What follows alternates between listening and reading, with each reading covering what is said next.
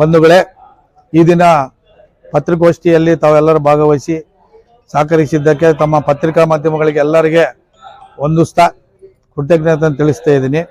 ಈಗ ನಾಳೆ 25ನೇ ತಾರೀಕು ನಾಳೆ ಒಂದು ಪ್ರತಿಭಟನಾ ಮೆರವಣಿಗೆ ಮೂಲಕ ನಮ್ಮ ಸಮಾಜದ ಮುಖಂಡರೆಲ್ಲರೂ ಸೇರಿ Narayanrao park, Bellary Gandhinagar police station ಎದುರುಗಡೆ ಇರ್ತಕ್ಕಂಥ ನಾರಾಯಣರಾವ್ ಪಾರ್ಕ್ನಿಂದ ಪ್ರಾರಂಭಗೊಂಡು ಜಿಲ್ಲಾಧಿಕಾರಿಗಳ ಕಚೇರಿಗೆ ಹೋಗಿ ಮೆಮೊರಂಡಮ್ ಕೊಡುವ ಮೂಲಕ ನಮ್ಮ ಧ್ವನಿಯನ್ನು ಎತ್ತುತ್ತೀವಿ. ಆಮೇಲೆ ಈ ಕಾರಣ ಏನಪ್ಪಾ ಅಂದರೆ, ಈ ಕುರುಬ ಸಮಾಜವನ್ನು ನಮ್ಮ ST ಸಮಾಜಕ್ಕೆ ಸೇರಿಸುವ ಹುನ್ನಾರ ನಡೀತಾ ಇದೆ, ಪ್ರಯತ್ನ ನಡೀತಾ ಇದೆ.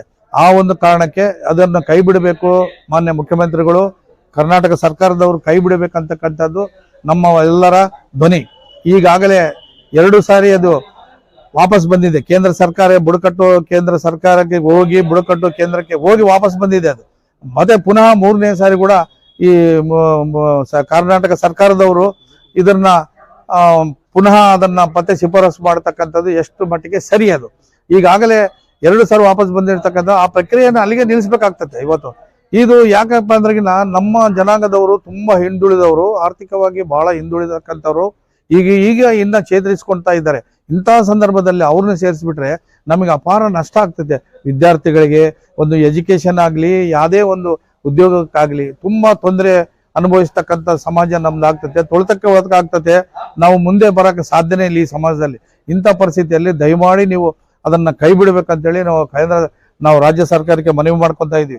ಅದೇ ರೀತಿ ಈಗಾಗಲೇ ಹಿಂದೆ 4% ಅನ್ನ ಸೇರಿಸಿ 7.5% ಮೀಸಲಾತಿಯನ್ನು ಕೊಡ್ತೀವಿ ಅಂತೇಳಿ ಕೂಡ ಘೋಷಣೆ ಮಾಡಿ ಕೇಂದ್ರ ಸರ್ಕಾರಕ್ಕೆ ಶಿಫಾರಸು ಮಾಡಿದ್ದಾರೆ.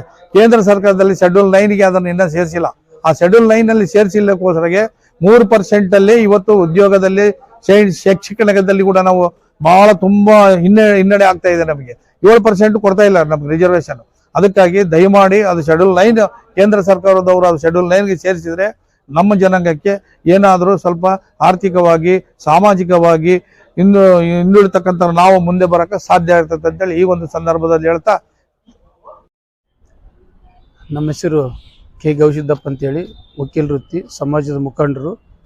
ಇವತ್ತು ಈ ಮೀಡಿಯಾದಲ್ಲಿ ಮಾತಾಡೋ ಕಾರಣ ಏನಂದರೆ, ನಾಳೆ ನಾವು ಪ್ರತಿಭಟನೆ ಹಮ್ಮಿಕೊಂಡಿರ್ತೇವೆ. 25/9/2025 ವಾಲ್ಮೀಕಿ ಸಮಾಜದವರು ಕಾಗೆ ಪಾರ್ಕ್ನಿಂದ ಜಿಲ್ಲಾಧಿಕಾರಿ ಕಚೇರಿಗೆ ಮನವಿ, ಎಲ್ಲ ನಮ್ಮ ಸಮಾಜದ ಮುಖಂಡರೆಲ್ಲ ಕಲಿತು ಮನವಿ ಮಾಡಿಕೊಳ್ಳೋದಕ್ಕೆ ಕುರುಬ ಸಮಾಜದವರು STನಲ್ಲಿ ಸೇರಿಸಬಾರ್ದಂತೇಳಿ ಅವರ ವಿರುದ್ಧವಾಗಿ ಹೋರಾಟ ಮಾಡೋದಕ್ಕೋಸ್ಕರ ನಾಳೆ ನಮ್ಮ ಜನಾಂಗದವರು, ನಮ್ಮ ಪಕ್ಷದವರು, ಯಾವ ಪಕ್ಷದವರಾಗಿರೋ ಮತ್ತು ಆಮೇಲೆ ಮುಖಂಡರಾಗಿರ್ಬೋದು, ಆಮೇಲೆ ಇವು ನಮ್ಮ ಸಂಘದ ಎಲ್ಲರೂ ಮತ್ತು ನಮ್ಮ ಸಮಾಜದ ಗಣ್ಯ ವ್ಯಕ್ತಿಗಳು ಎಲ್ಲ, ಅಕ್ಕ ತಂಗಿರು, ಅಣ್ಣ ತಮ್ಮಂದಿರು ಭಾಳ ಸಂಖ್ಯೆಯಲ್ಲಿ ಈ ಜಿಲ್ಲಾಧಿಕಾರಿ ಆವರಣದಲ್ಲಿ ಸೇರಿಕೊಳ್ಬೇಕಂತೇಳಿ ನಾನು ಈ ಮೂಲಕ ಮನವಿ ಮಾಡಿಕೊಳ್ಳುತ್ತೇನೆ. ಯಾಕಂದರೆ ಇವತ್ತು ನಮ್ಮ ಸಮಾಜ ಒಂದು ಬಡತನ ರೇಖೆಯಿಂದ ಹುಟ್ಟಿರೋಂಥ ಸಮಾಜ. Doctor B.R. ಅಂಬೇಡ್ಕರ್ ಅವರು ನಮ್ಮ ಸಂವಿಧಾನದಲ್ಲಿ ಪರಿಶಿಷ್ಟ ಜಾತಿ, ಪರಿಶಿಷ್ಟ ಪಂಗಡ ಅಂತೇಳಿ ಮೀಸಲಾತಿಯನ್ನು ಅವರೇ ಇದು ಕಾರಣೀಭೂತರಾಗಿರ್ತಾರೆ. ಇವತ್ತು ಅವರು ಕೊಟ್ಟಿರೋಂಥ ಈ ಮೀಸಲಾತಿಯಲ್ಲಿ ನಾವು ಇವತ್ತು ರಾಜಕೀಯವಾಗಿ, ಶೈಕ್ಷಣಿಕವಾಗಿ ಉದ್ಯೋಗ ಪಡಲಿಕ್ಕೆ ಅವಕಾಶವನ್ನು ಮಾಡಿಕೊಡ್ತಂತ. ಇಂಥದ್ರಲ್ಲಿ ಇಂಥ ವಿಚಾರದಲ್ಲಿ ಇವತ್ತು ಬೇರೆ ಸಮಾಜ, ಕುರುಬ ಸಮಾಜ ನಮ್ಮ ಸಮಾಜಕ್ಕೆ ಸೇರ್ಪಡೆ ಆದರೆ ಭಾಳ ಅನ್ಯಾಯ ಆಗ್ತೈತೆ. ನಮ್ಮ ಸಮಾಜಕ್ಕೆ ನಾವು ತುಳಿತಕ್ಕೆ ಒಳಗಾಗ್ತೀವಿ. ಶೈಕ್ಷಣಿಕವಾಗಿ, ರಾಜಕೀಯವಾಗಿ ನಾವು ಮುಂದೆ ಬರಲಿಕ್ಕೆ ಸಾಧ್ಯವಿಲ್ಲ. ಅದಕ್ಕೋಸ್ಕರ ದಯಮಾಡಿ ಇವತ್ತು ನಮ್ಮ ಕರ್ನಾಟಕ ಸರ್ಕಾರದ ಏನೈತಲ್ಲ, ಈ ಯಾವುದೇ ರೀತಿ ನಮ್ಮ ಸಮಾಜಕ್ಕೆ ಕುರುಬರ ಸಮಾಜವನ್ನು ಸೇರಿಸಬಾರ್ದಂತೇಳಿ ಈ ಒತ್ತಾಯ ಮಾಡ್ತಾ ಇದ್ದೀವಿ. ಆಮೇಲೆ ನಮ್ಮ ಶಾಸಕರಿದ್ದಾರೆ, ನಮ್ಮ MLA ಇವರು MP ಗಳಿದ್ದಾರೆ, ಭಾಳ ಜನ, ಇವರೆಲ್ಲರೂ ನಮ್ಮ ರಾಜ್ಯ ಸರ್ಕಾರಕ್ಕೆ ಒತ್ತಡ ಮಾಡಿ ನಮ್ಮ ಸಮಾಜಕ್ಕೆ ಅನ್ಯಾಯ ಆಗದಂತೆ ತಡೆ ಹಿಡಬೇಕಂತೇಳಿ ಈ ಮೂಲಕ ನಾನು ಕಾಂಗ್ರೆಸ್ ಪಕ್ಷದಾಗಿರಲಿ, BJP ಪಕ್ಷದಾಗಿರಲಿ ಎಲ್ಲರೂ ನಾನು ಮನವಿ ಮಾಡ್ತೀನಿ. ಆಮೇಲೆ ಇನ್ನೂ ಒಂದು, ನಮ್ಮ ಸರ್ಕಾರದವರು ನಮ್ಮ ಶ್ರೀರಾಮನ ಆಗಲಿ ನಮ್ಮ ನಾಗೇಂದ್ರ ಅಣ್ಣನಾಗಲಿ ನಮ್ಮ ಶ್ರೀರಾಮುಲು ಅಣ್ಣನವರು ಬಿಜೆಪಿ ಸರ್ಕಾರ ಇದ್ದಾಗ ನಮ್ಮ ಸಮಾಜಕ್ಕೆ 2 ಕೊಡುಗೆ ಕೊಟ್ಟಿದ್ದಾರೆ. ಅವೇನಂತಂದರೆ ಇವತ್ತು ಬಿಜೆಪಿ ಸರ್ಕಾರ ಇದ್ದಾಗ ನಮ್ಮ ಸಮಾಜಕ್ಕೆ ಒಂದು ವಾಲ್ಮೀಕಿ ಜಯಂತಿ ಅಂತ ರಜೆ ಘೋಷಣೆ ಮಾಡಿದ್ದ ಅವತ್ತು ಬಿಜೆಪಿ ಸರ್ಕಾರ ಇದ್ದಾಗ. ಆಮೇಲೆ ಇನ್ನೊಂದು ಕೊಡುಗೆ ಏನು ಕೊಟ್ಟಿದ್ದಾರೆ ಅವರು ಅಂತಂದರೆ ನಮ್ಮ ಸಮಾಜಕ್ಕೆ 3% ಇತ್ತು, ಅದರ ವಿರುದ್ಧವಾಗಿ ಹೋರಾಟ ಮಾಡಿ ಅವತ್ತು ನಮ್ಮ ಸಮಾಜದವ್ರು ಸ್ವಾಮೀಜಿ ಆಗಿರ್ಬೋದು, ನಮ್ಮ ಸಮಾಜದ ಎಲ್ಲ ಜನಾಂಗದವ್ರು ಆಗಿರ್ಬೋದು, ಅವರು ಸರ್ಕಾರ ಇದ್ದಾಗ ಬಿಜೆಪಿ ಸರ್ಕಾರ ಇದ್ದಾಗ ನಮ್ಮ ಶ್ರೀರಾಮುಲು ಅಣ್ಣವರು ಈ ಒಂದು 7 ಈಗೇನೈತಲ್ಲ 3% ಇದ್ದಿದ್ದು 4% 7%ಗೆ ಮಾಡಿದ್ದು ಅವ್ರು ಶ್ರೀರಾಮ ಅಣ್ಣನವರಿಗೆ ಸಲ್ಲತಕ್ಕದ್ದು.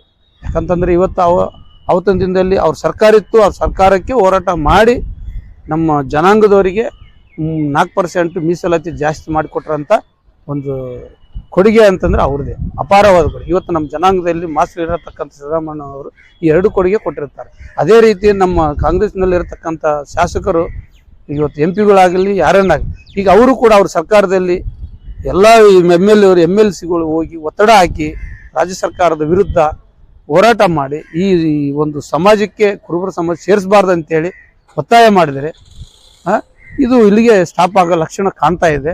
ಅದಕ್ಕೋಸ್ಕರ ದಯಮಾಡಿ ನಾನು ಇಷ್ಟೇ ಹೇಳೋದು, ನಮ್ಮ ಸಮಾಜಕ್ಕೆ ಅನ್ಯಾಯ ಆಗದಂತೆ ನಮ್ಮ ಶಾಸಕರು ಎಲ್ಲರೂ ಹೋಗಿ ಪ್ರತಿಭಟನೆ ಮಾಡಿ ನಾಳೆ ದಿನ ನಾವು ಮೂಲೆಯಿಂದ ನಮ್ಮ ಮೋಕ ಹೋಬಳಿ, ಆಮೇಲೆ ನಮ್ಮ ಕೇಂದ್ರ ಜಿಲ್ಲಾ ಹೋಬಳಿ, ಗ್ರಾಮ ಮಟ್ಟದಲ್ಲಾಗಲಿ ಎಲ್ಲ ನಮ್ಮ ಜನಾಂಗದವರು ಭಾಳ ಜನಸಂಖ್ಯೆಯಲ್ಲಿ ಸೇರಿ ನಮ್ಮ ಜಿಲ್ಲಾಧಿಕಾರಿಗಳ ಕಚೇರಿಯಲ್ಲಿ ಸೇರಿಕೊಂಡು ಭಾಳ ಸಂಖ್ಯೆಯಲ್ಲಿ ಈ ಒಂದು ಕುರುಬರ ಸಮಾಜವನ್ನು ಸೇರಿಸಬಾರ್ದು ಅಂತೇಳಿ ಒತ್ತಾಯ ಮಾಡ್ಬೇಕಂತೇಳಿ ಈ ಮೂಲಕ ನಾನು ರವನೆ ತಿಳಿಸ್ತೇನೆ.